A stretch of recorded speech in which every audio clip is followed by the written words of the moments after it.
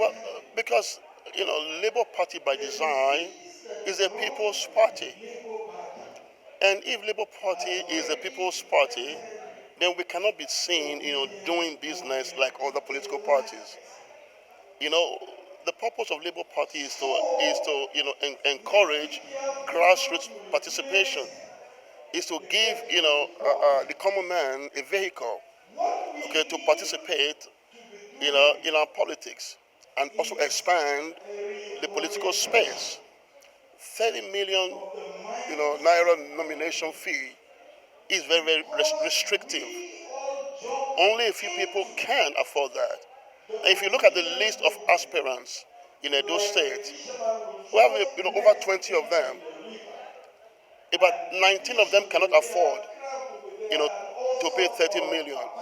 And of those 19, we have some of the best candidates.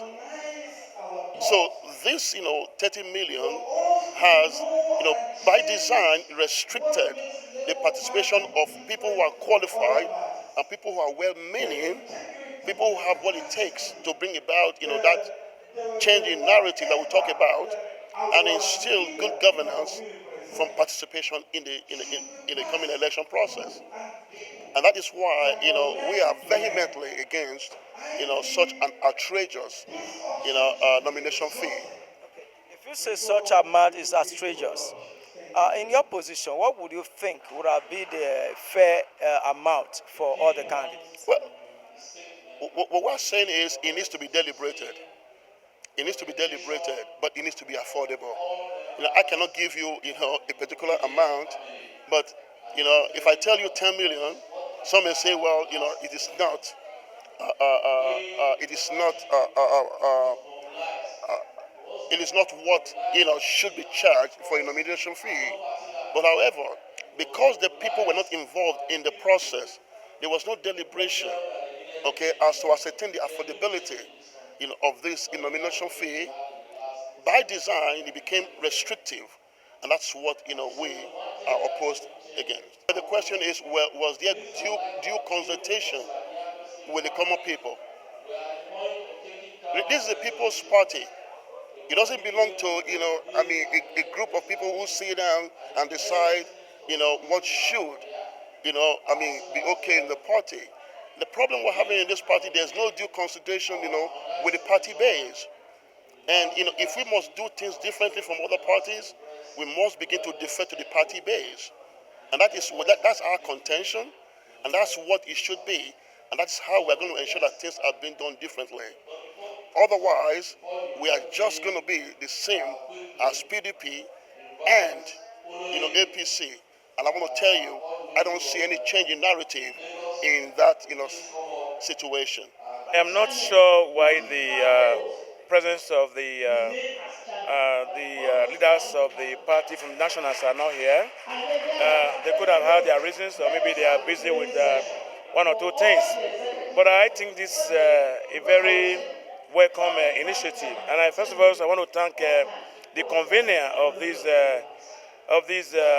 interactive section. But when the idea of the 30 million to obtain the fund came out, I wrote on various national newspapers, including Vanguard, that the money is very expensive. I also went and cited the Constitution under Section 9, Article 3, that is exploitative, because if we have a right to vote and to be voted for, there should be a level playing field ground. It is not for money bag only, okay? And democracy cannot thrive if we are all not included, because politics is inclusive.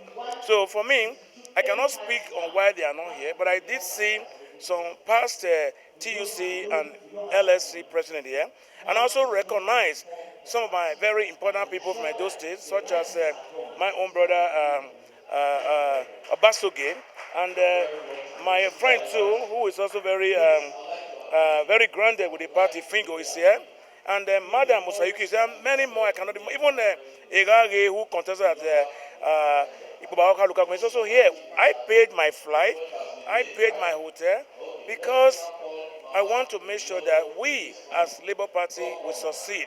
But the way they are running the party is preposterous, because you cannot run party like military.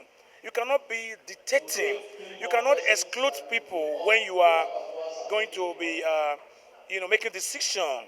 It's like what happened to Nigeria when we excluded, when Nigeria were writing their constitution. And that's why I've been talking about, having what you call a referendum.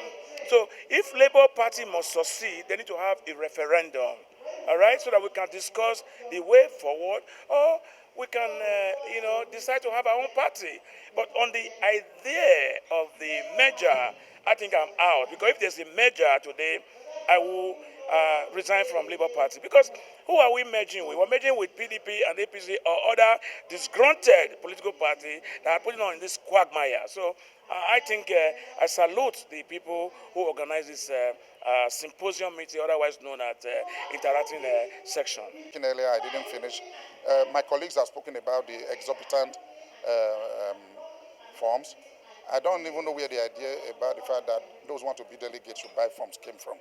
Okay, it should be very democratic, but more importantly, the party must ensure that the guidelines that have been given for this election of delegates is compliant with the Electoral Act and the guidelines issued by INEC. Okay, it doesn't seem to be so now, because those guidelines are very clear. The Electoral Act is clear. It has to be one elected delegate per ward. Elected, not selected, not nominated. It is those delegates, elected delegates per ward, that will then go on to form the Electoral College to elect gubernatorial candidates at the primaries. So the party must ensure that whatever guidelines they are bringing out is compliant with the Electoral Act and the electoral guidelines issued by INEC, so as to douse the tension that is going on now and to limit the chances of unnecessary litigations after the primaries. That is what we all stand for. We've been talking by the sidelines to the party leadership, and they are not listening. Those of us who are factual, they don't listen to us. They have been ostracizing leaders, like I told you earlier. They've been ostracizing those who built this party, who funded this party, who put their sweat into this party. They are now being sidelined, and all newcomers are the ones at the center stage. Because when you say the truth, it then seems as if you're upsetting the apple cart. All right? Please, they must ensure we don't want crisis in this party.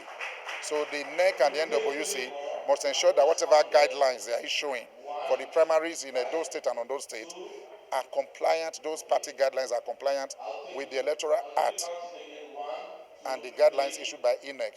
Otherwise, whatever they have issued that is contrary will be ultra-virus and null and void. Okay, ab initio. That is my advice. Thank you very much. For updates.